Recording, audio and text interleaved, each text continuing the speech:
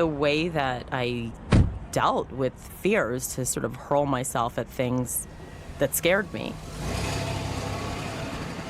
The first time I really did it was when I was young, and I'd never traveled. I'd never seen the world at all, and I just thought, okay, I want to be the kind of woman who would go to India by herself. And so I did.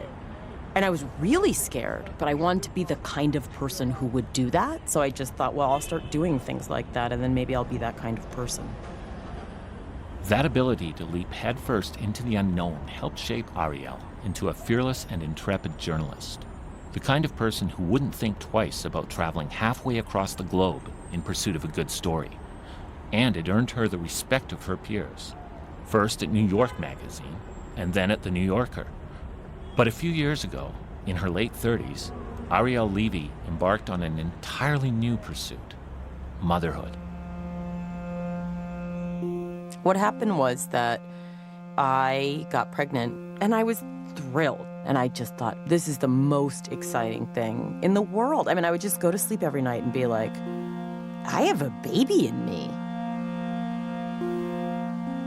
And when I was 5 months pregnant, I got an assignment to write about the impending transformation of the economy in Mongolia and what that was going to mean for women.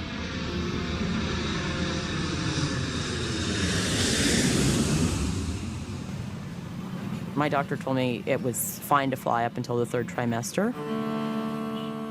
And I wasn't really, concerned about it. I mean, I sort of thought, I think I kind of liked the idea of being the kind of woman who would go do a story in Mongolia pregnant, the same way I'd like the idea of being the kind of girl who would go to India by herself. And I was not scared. But the second night I was there, I went into labor in my hotel room, and I gave birth. For 10 minutes, I was somebody's mother. And then the baby died before the ambulance came, which would have happened anywhere. When I got back from Mongolia, I was so sad I could barely breathe. At the time, I felt an oceanic sense of guilt. I mean, I just thought that I had sort of boarded this plane out of selfishness and vanity, and that I had been punished for it. You feel insane. I mean, the amount of pain you feel when you lose,